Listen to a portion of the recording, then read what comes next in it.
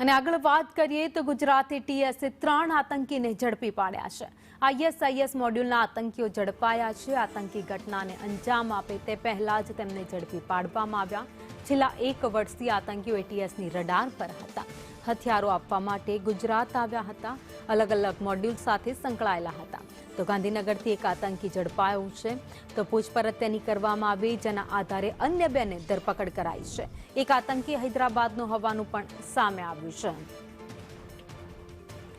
તો કોઈ પણ આતંકી ઘટનાને ગુજરાતમાં અંજામ આપે તે પહેલા જ આતંકીઓને ઝડપી પાડવામાં આવ્યા છે। તો એટીએસની રડારમાં છેલ્લા 1 વર્ષથી આતંકીઓ હતા, જો કે આખરે આ 3ને ઝડપી પાડવામાં આવ્યા છે। તેમની પૂછપરછમાં કેટલાક મોટા ખુલાસા થઈ શકે છે।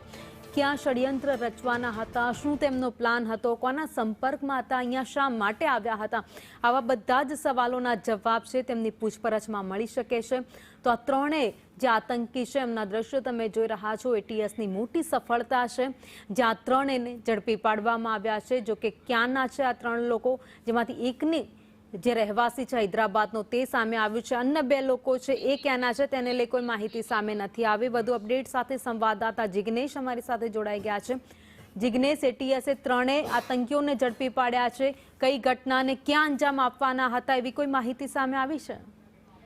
વાત કરો તો 3 આતંકીઓ જે ઝડપાયા છે તેમાંથી 2 આતંકીઓ ઉત્તર પ્રદેશના છે અને 1 આતંકી છે તે હૈદરાબાદનો છે।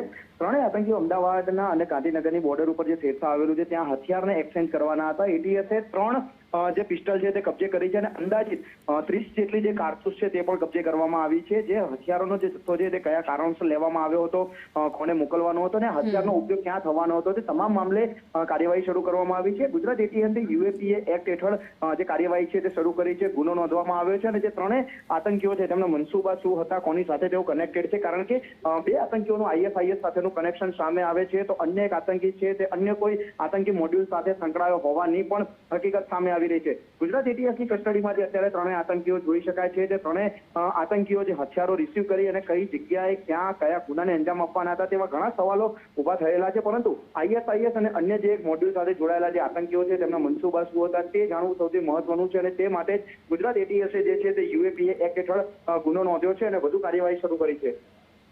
આભાર માહિતી માટે। તો હાલમાં ગુનો નોંધી આગળની કાર્યવાહી હાથ ધરવામાં આવી છે।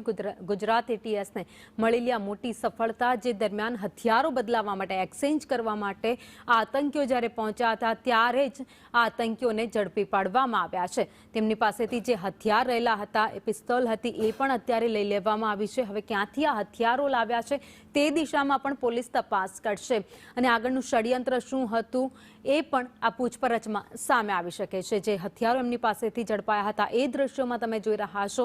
3 પિસ્તલ ઝડપાઈ છે, આ સાથે જીવતા કારતૂસ પણ તેમની પાસેથી મળી આવ્યા છે।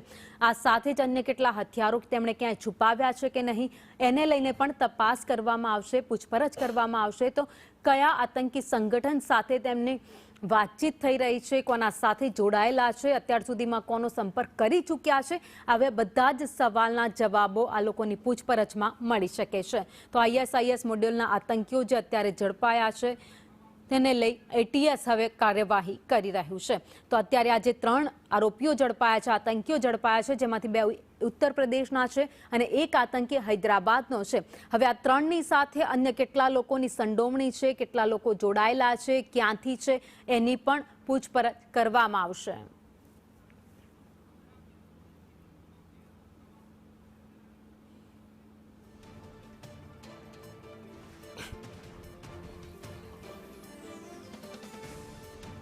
તો આ 2 અલગ અલગ દ્રશ્યો આપને બતાવી રહ્યા છે ટીવી સ્ક્રીન પર, જ્યાં એટીએસે 3 આરોપીને ઝડપી પાડ્યા છે, આતંકીને ઝડપી પાડ્યા છે અને બીજી બાજુ તેમના પાસેથી ઝડપાયેલા એ હથિયારો છે। ગુજરાતમાં એ આતંકી હુમલાઓ બધાને યાદ હશે જે અત્યાર સુધી થયા છે। ગાંધીનગરની વાત હોય કે પછી અમદાવાદની વાત હોય, જ્યાં બ્લાસ્ટની વાત હોય, આ બધા જ દ્રશ્યો જ્યારે આતંકીનું નામ આવે ત્યારે આ યાદ આવી જતા હોય છે। પરંતુ વધુ એક ઘટનાને ગુજરાતમાં અંજામ આપવામાં આવે તે પહેલા જ આતંકીઓને ઝડપી પાડવામાં આવ્યા છે। અમદાવાદ ગાંધીનગરની વચ્ચે ગામમાં આતંકીઓ હથિયારો સપ્લાય કરી રહ્યા હતા, ત્યાં જ એટીએસની ટીમ પહોંચીને આ 3ને ઝડપી પાડવામાં આવ્યા છે। તો ગુજરાત એટીએસ જેને મોટી સફળતા મળી છે, થોડી જ વારમાં પ્રેસ કોન્ફરન્સ કરશે અને વધુ માહિતી આપશે।